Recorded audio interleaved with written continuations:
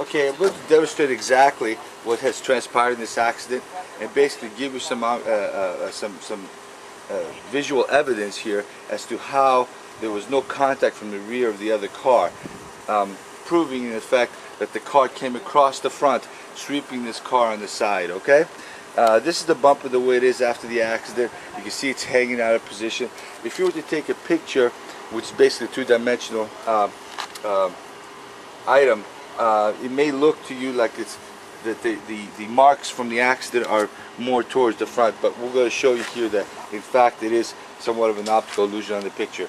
We're going to use a couple of props. First of all, what we want to do is we want to put the bumper cover back where it was prior to the accident.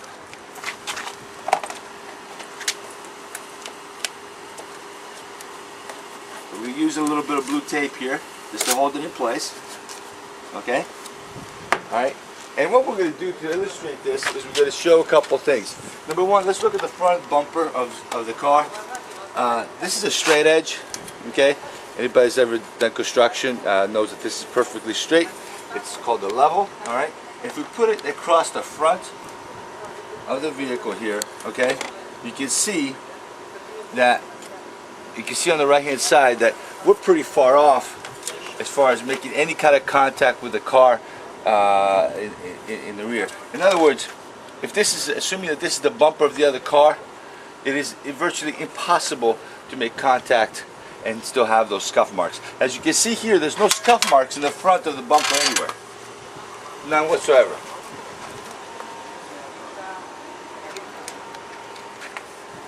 Now taking this, if we take this level and we actually move it over to the point where we see the first or the ending of the scuff mark, okay, you can see the angle that the car would have to be in the other car's bumper, okay, which is consistent with the car coming across the front.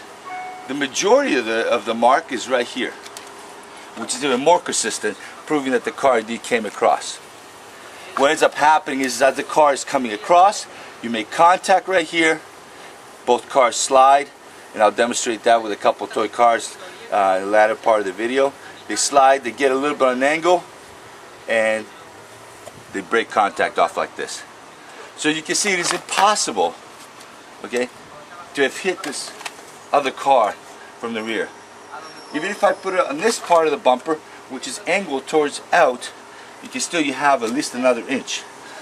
If you look at the exaggeration of the angle before we see the first mark, it's quite severe. So it is physically impossible for the two cars to have hit front to rear, as is alleged. Okay? Okay, just to reiterate, the contact wasn't heavy contact. There are two heavy cars, probably weighing in at close to 4,000 pounds each. The only mark on the body work of the car is a ding right there, and it's indicative of the white mark right there that's from that car. So again, more proof that the car came across sideways onto this car. Okay, and you can see a little bit of a scratch right here on the lens of the lens. Okay. Now looking at it closely, there's a crack in the lens right here on the side. Again, more proof that the contact was on the side and not front to back or back to front, or however it's alleged. Okay? But closer examination, with the video camera, you can see there is a scuff mark right there. It's white, right across. Also, there's white right there from his car, all from his vehicle. White right there, all on the side of the vehicle. Okay? And in fact, you can even see a little white mark right there on the lens. Okay? So this is all consistent, okay, to what transpired. I don't know if this bracket is bent. I'm not a body person. I really don't know if this bracket inside is bent. I mean, that's for the adjuster to decide. But certainly, you can see that it's just extremely clear that this vehicle was hit from the side. Okay, we've drawn a little bit of a crude diagram to demonstrate exactly how it happened, but more importantly, one of the claims is that there is scuff marks in the rear of the other person's bumper, and that is the alleged. They're alleging that they were hit from the rear. So as you saw earlier, demonstrating on the actual vehicle, it is virtually impossible to have accomplished that. However, there are two reasons as to why there would be any kind of scuff marks in the back of the car. One, I would say, would be a legitimate reason. The other one, not so legitimate. But that's for you to decide. I'm going to demonstrate this accident, really what transpired. Okay, the gray car is my car traveling northbound on Dixie Highway in the left lane.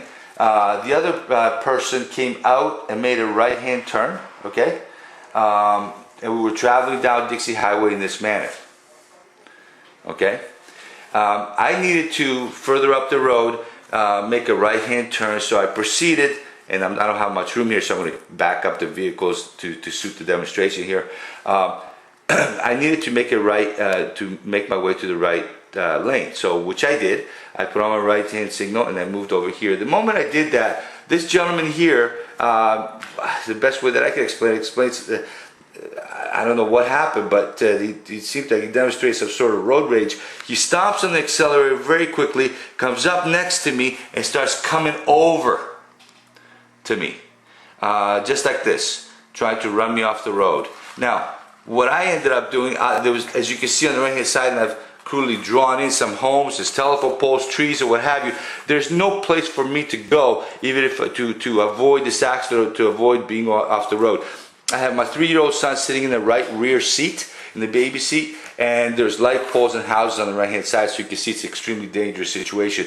The only thing I could do was move over as much as I could to the right, and of course apply the brakes as hard as I possibly could, without now other cars that are behind me at this point, ending up in my trunk.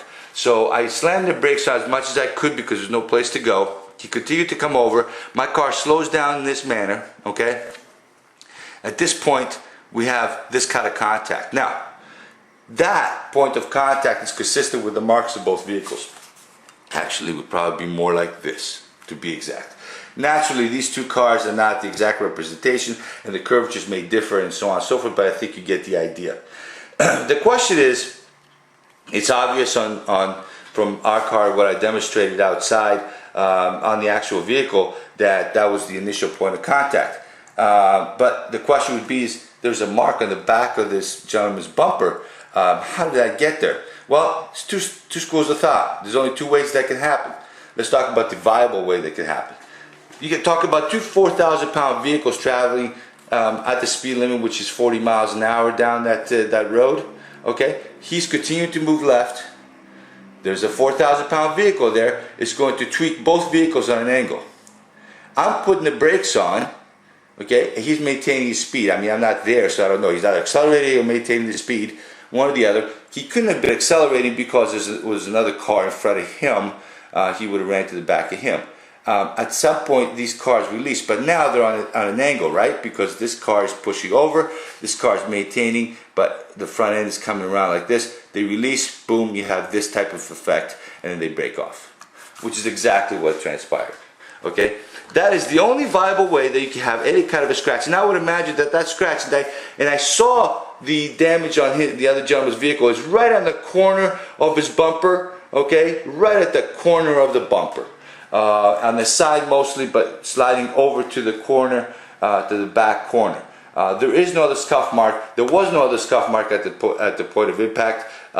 If there is one showing up now, I can assure you that wasn't from this incident. Okay, and that is the best way I can explain it. If you have any questions, please call me, email me, what have you. But liability is obvious here, and no way, no how that we are liable, and no way, it's impossible to have hit this gentleman in the rear.